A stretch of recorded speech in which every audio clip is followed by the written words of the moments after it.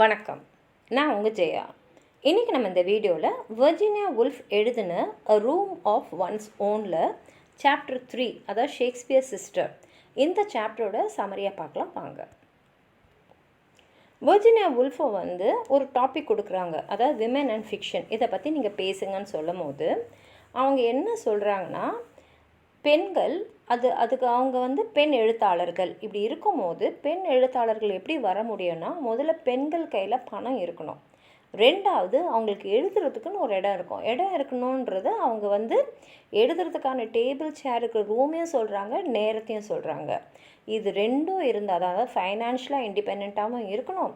ரெண்டாவது, அவங்களுக்குன்னு நேரம், அவங்களுக்கான இடம்ன்றது இருந்தால் தான் பெண்களால் எழுத்தாளர்களாக வர முடியும் அப்படின்னு சொல்கிறாங்க. அது மாத்திரம் இல்லாமல் இந்த ஜெண்டர் கான்ஷியஸ்னஸையும் கொண்டு வராங்க. ஏன்னா இது ஆண்களுக்கும் பெண்களுக்கும் ரெண்டுமே கொஞ்சம் முடக்கும். ஆனால் அவங்க என்ன சொல்கிறாங்கன்னா, பெரும்பாலான ஆண்கள் பெண்களை கீழே இறக்கி தான் அவங்களுடைய மேன்மை, அதாவது சுப்பீரியாரிட்டியை காட்டுறாங்க. நம்ம பெருசாக தெரியணும்னா இந்த பெண்களை நம்ம முடக்கி தான் வைக்கணுன்ற எண்ணம் நிறைய ஆண்கள்கிட்ட இருக்குது.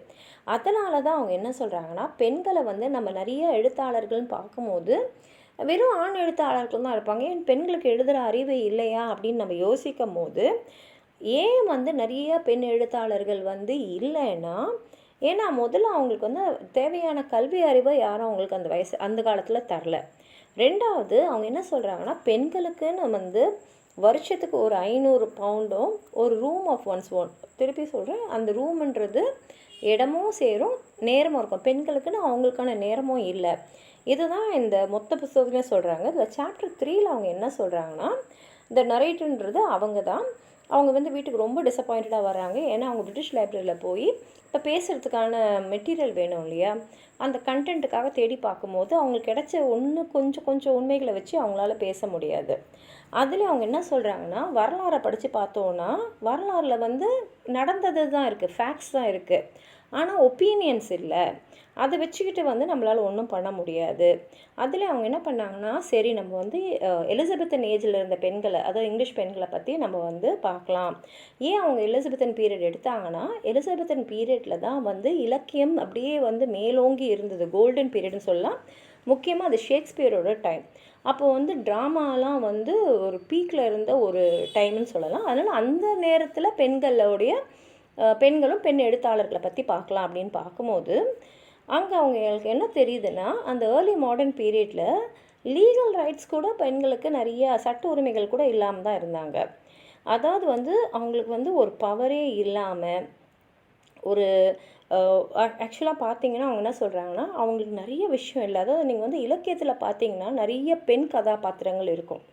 அதுலேயும் அந்த பெண் கதாபாத்திரங்கள் பேசுகிற விதம், அந்த யோசிக்கிற விதம், செயல்படுற விதம்லாம் ரொம்ப புத்திசாலித்தனமாக இருக்கும். ஆனால் உண்மையில் பெண்கள் எப்படி இருந்தாங்க சமுதாயத்தில்னு பார்த்தீங்கன்னா, அவங்களுக்கு படிப்பறிவே இல்லை. ஏன் ஒரு வார்த்தையை கூட்டி கூட படிக்க தெரியாது. அவங்க அவங்களுடைய கணவரோட சொத்து மாதிரி தான். ஒரு பெண் பிறந்த உடனே அவளை கல்யாணம் செய்யறதுக்காகவே அதுக்கேற்ற மாதிரி அவங்கள வளர்ப்பாங்க. அதுக்கப்புறம் கல்யாணம் ஆகிட்ட அப்புறம் அவள் கணவர் சொல்கிறபடி நடந்து, கணவர் என்ன சொன்னாலும் கீழ்ப்படிந்து நடந்துக்கிற ஒரு பெண்ணாக தான் அவள் வாழ வேண்டி இருந்தது.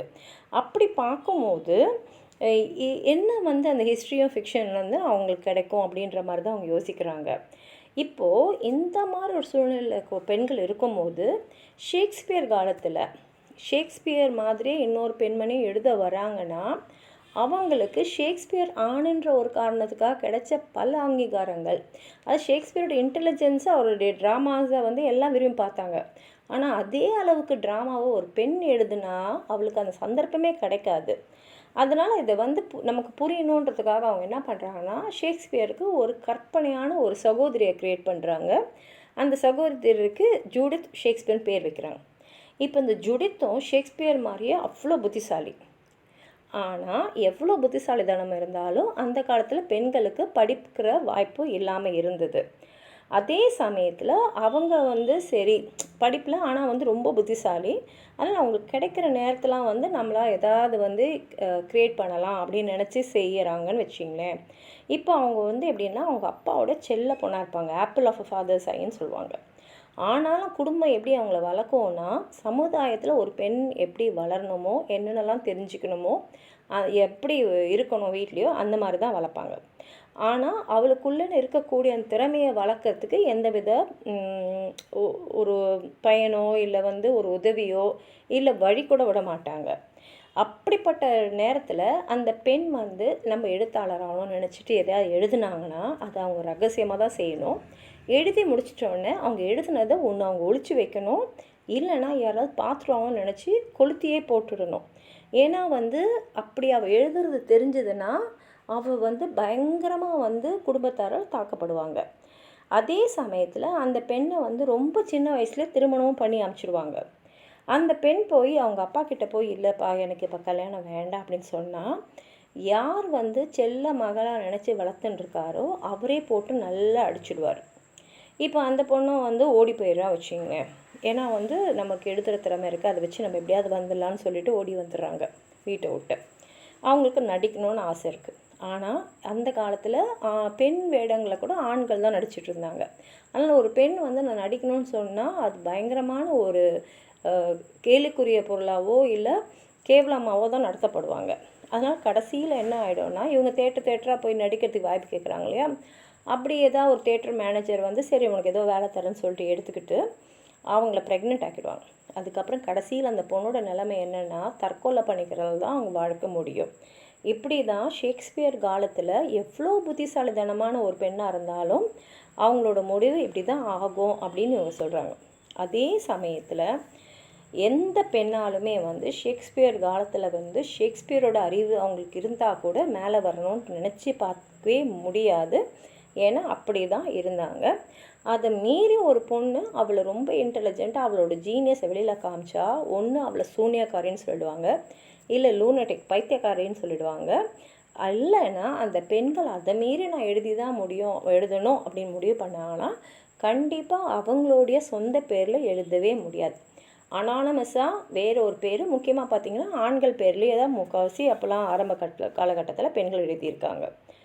அப்போது அவங்க என்ன பண்ணுறாங்கன்னா, ரினேசான்ஸ் காலத்தில் இருக்கக்கூடிய அந்த கிஃப்டட் விமென் சொல்கிறாங்களா, அந்த புத்திசாலி பெண்களை பற்றி எடுத்து பார்க்கும்போது அவங்கள சுற்றி இருக்கிற எல்லாருமே அவங்களுக்கு எதிராக தான் இருந்திருக்காங்க. சுற்றி இருக்காங்கன்னா அந்த சமுதாயத்தில் கூட மக்கள் தான். அப்போது அவங்களுக்கு இந்த உலகத்தில் நிறைய தடைகள், நிறைய டிஸ்ட்ராக்ஷன்ஸு, நிறைய டிஸ்கரேஜ்மெண்ட்ஸு. இப்போ எந்த ஆர்டிஸ்ட்டாக இருந்தாலும், எந்த எழுத்தாளர் இருந்தாலும், ஆணாக இருந்தாலும் பெண்ணாக இருந்தாலும் நடந்திருக்கும். ஆனால் பெண்ணுன்னா ரொம்ப அதிகமாகவே நடந்திருக்கும். அப்படியே அதை மீறி ஒரு பொண்ணுக்கு அவளுக்குன்னு ஒரு ரூம் இருக்கணும்னா, ஒன்று அவளை பெற்றவர்கள் ரொம்ப பெரிய பணக்காரமாக இருக்கணும், அதாவது பெரிய பணக்கார குடும்பத்தில் பிறந்திருக்கணும்.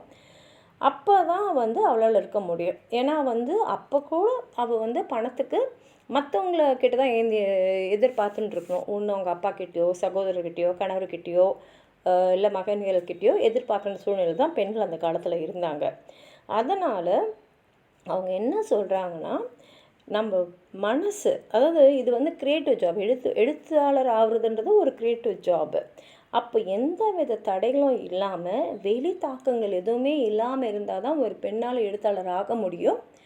அதுக்கான சூழ்நிலையும் சமுதாயமும் மாறினா தான் பெண்களால் முடியும். இந்த பெண்களுக்கு தடைகள்லாம் நம்ம முதல்ல அகற்றினா தான் பெண் எழுத்தாளர்கள் உருவாக முடியும்னு சொல்லி இதை முடிச்சிருக்காங்க. உங்களுக்கு எதாவது சொல்லணும்னு நினச்சிங்கன்னா கீழே இருக்கிற கமெண்ட் பாக்ஸில் எழுதுங்க. இந்த வீடியோ லைக் பண்ணுங்கள், உங்கள் ஃப்ரெண்ட்ஸோடு ஷேர் பண்ணுங்கள். சப்ஸ்கிரைப் பண்ணாதவங்களாம் ப்ளீஸ் சப்ஸ்கிரைப் பண்ணி சப்போர்ட் பண்ணுங்கள். நன்றி.